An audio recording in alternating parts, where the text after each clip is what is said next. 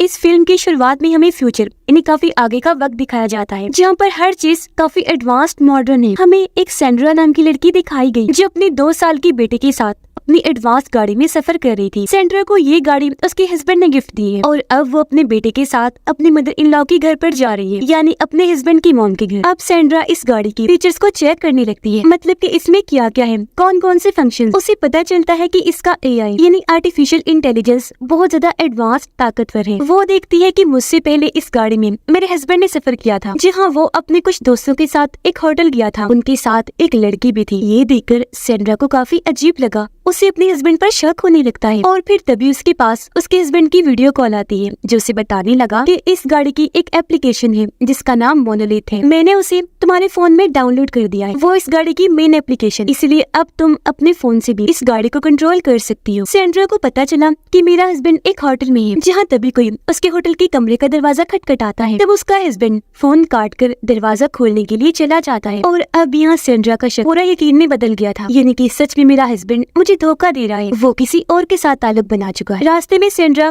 एक store room में रुकती है कुछ सामान खरीदने के लिए। वो अपने बेटे के साथ स्टोर के अंदर गई, तभी वो देखती है कि बाहर एक आदमी उसकी गाड़ी के अंदर झांक रहा है, पर क्योंकि वो फोन से अपनी गाड़ी को कंट्रोल कर सकती है, इसीलिए उसने जल्दी से फोन लिया। वो यहाँ पर गाड़ी का वॉल्ट मोड ऑन कर देती है, जिससे गाड़ी के अंदर अब कोई भी नहीं जा सकता, यानी कि गाड़ी अब पूरी तरह लॉक्ड होकर एक बंकर जैसी बन गई। फिर सेंड्रा वहाँ पर सामान खरीदने लगी, देखती है कि मेरा बेटा यहाँ पर है ही नहीं। इस बात से वो काफी डर गई, हर जगह अपने बेटे को ढूंढने लगती है, क्योंकि उसके बेटे को अस्थमा था, जिसे दमा भी कहती है, जो सांस की बीमारी होती है। और अब जब वो बाहर गई तो देखती है कि कुछ लड़कियां मेरे बच्चे के साथ खेल रही हैं। अपने बेटे को देखकर उसकी जान में जान आई, लेकिन लड़कियों पर उसे गुस्सा भी आ रहा था। वो जल्दी से अपने बच्चे को उठाती है और लड़कियों को उल्टा सीधा बोलने लगती है, जिस बात से लड़कियों को गुस्सा आ गया। वो सेंट्रा की तरफ बढ़ने लगी, तब वो जल्दी से अपने बेटे को लेकर गाड़ी में बैठ जाती है और गाड़ी का बंकर वाला इन्हीं वॉल्ट मोड ऑन कर देती है। फिर कुछ ही देर के बाद यहाँ से अपने बेटे को लेकर चली जाती है। फिर तभी सेंड्रा अपनी बेस्ट फ्रेंड को कॉल करती है। उसके दोस्त ने बताया कि इस वक्त मैं एक होटल के कमरे में हूँ, मैं यहाँ पर अपने दोस्त के साथ हूँ जिसे मैं पसंद करती हूँ। सेंड्रा यहाँ पर समझ जाती है कि हो ना हो मेरी दोस्त मेरे हस्बैंड के साथ ही है, इन दोनों का ही आपस में चक्कर चल रहा है। सेंड्रा को तभी महसूस हो गया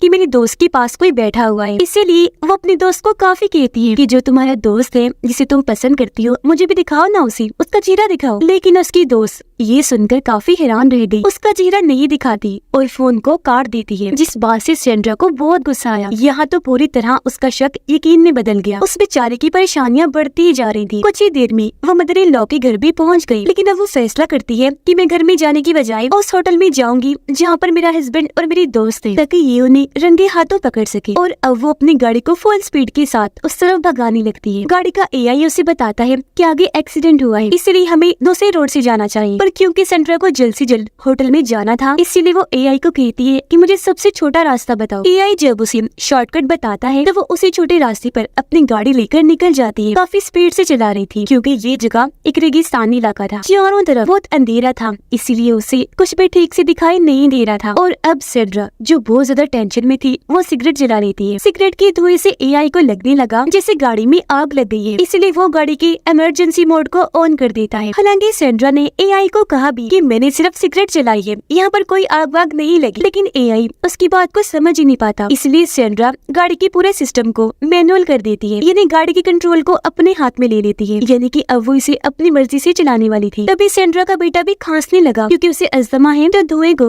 वो बर्दाश्त नहीं कर सकता, उसे सांस लेने में मसला हो रहा था। इसीलिए सेंड्रा अपने सिगरेट को गाड़ी से बाहर फेंक देती है, और क्योंकि उसका बच्चा रो रहा था, इसीलिए वो अपना मोबाइल उसे दे देती है। और फिर तभी अचानक गाड़ी से आकर कुछ टकरा जाता है, जिससे गाड़ी रुक गई। यहाँ पता चला कि ये गाड़ी इतनी मजबूत है कि अगर इसे पहाड़ के ऊपर से भी गिरा दिया जाए तो इसे कुछ भी नहीं होगा। फिर अब यहाँ पर हालांकि सेंड्रा को गाड़ी से उतरना नहीं चाहिए था, लेकिन वो फिर भी उतरकर बाहर आई, ये देखने के लिए कि आखिर गाड़ी के आगे क्या आया जो अब गाड़ी के नीचे दबा हुआ है। वो गाड़ी से बाहर इसलिए आई थी क्योंकि गाड़ी का पूरा सिस्टम अब मैनुअल था। वो देखती है कि उसकी गाड़ी के नीचे एक हिरन है। अब उसका बेटा जो गाड़ी के अंदर ही बैठा हुआ था, वो सेंड्रा के मोबाइल में मोनोलिथ ऐप को खोल देता है और गलती से उस बंकर वाले वॉल्ट मोड को ऑन कर देता है, जिससे गाड़ी एक बार फिर से पूरी तरह बंद हो जाती है, लॉक्ड हो जाती है। ये बहुत बड़ी मुसीबत की बात थी, क्योंकि इसका मतलब था कि अब कोई ना गाड़ी से बाहर जा सकता है और न ही बाहर से कोई गाड़ी के अंदर आ सकता है। ये देखकर सेंड्रा काफी घबरा गई, जल्दी से गाड़ी के पास आती है, अपने बेटे को देखने लगी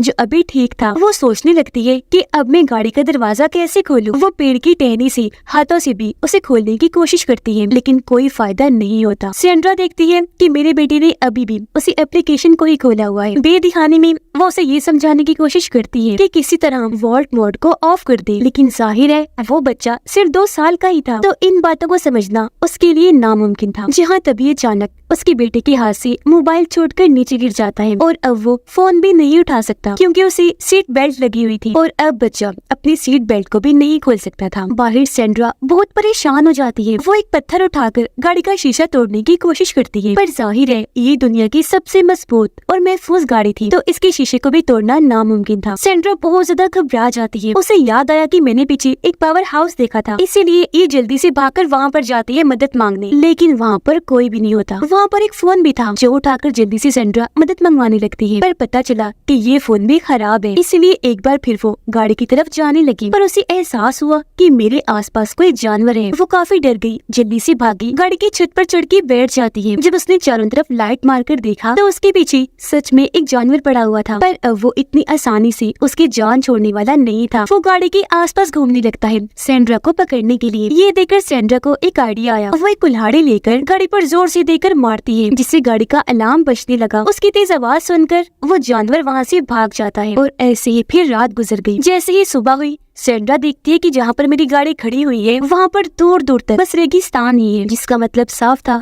कि आसपास से तो इनको कोई मदद मिल ही नहीं सकती। तभी उसे याद आया कि मैंने रास्ते में एक एयरपोर्ट का बोर्ड भी देखा था। वो सोचती है कि मुझे वहाँ से मदद मिल सकती है और उसे थोड़ी तसल्ली हुई। लेकिन अब बाहर का टेम्परेचर बहुत ज्यादा बढ़ने लगता है, जबकि गाड़ी के अंदर उसके बेटे ने काफी मोटे कपड़े पहने हुए थे, जिस वजह से उसे काफी गर्मी लगने लगती है। बच्चा घबराहट से रो रहा होता है। सेंड्रा को कुछ समझ नहीं आता कि अब मैं क्या करूँ, इन हालात में उसकी मदद कैसे करूं। उसे ख्याल आया, वो अपनी जैकेट उतारकर ऊपर सनरूफ पर रख देती है क्योंकि ऊपर वाले शीशे से ही अंदर धूप जा रही थी और बच्चे को गर्मी लग रही थी। और अब सेंड्रा एयरपोर्ट की तरफ बढ़ने लगती है। काफी घंटों तक चलने के बाद भी उसे कोई एयरपोर्ट का निशान नहीं दिखता। बेचारी बहुत ज्यादा थक गई थी, उसे काफी प्यास भी लग रही थी, जिस वजह से उसकी हालत खराब होने लगी थी। लेकिन खुशकिस्मती से उसे यहाँ पर एक नदी मिल जाती है। वहाँ जाकर सेंड्रा खूब पानी पीती है, गर्मी लगने की वजह से अपने ऊपर भी डालती है, जिससे उसकी हालत कुछ बेहतर हुई और एक बार फिर वो आगे बढ़ना शुरू हो जाती है। और थोड़ी ही देर के बाद वो एयरपोर्ट पर भी पहुंच जाती है। लेकिन यहाँ आकर उसने देखा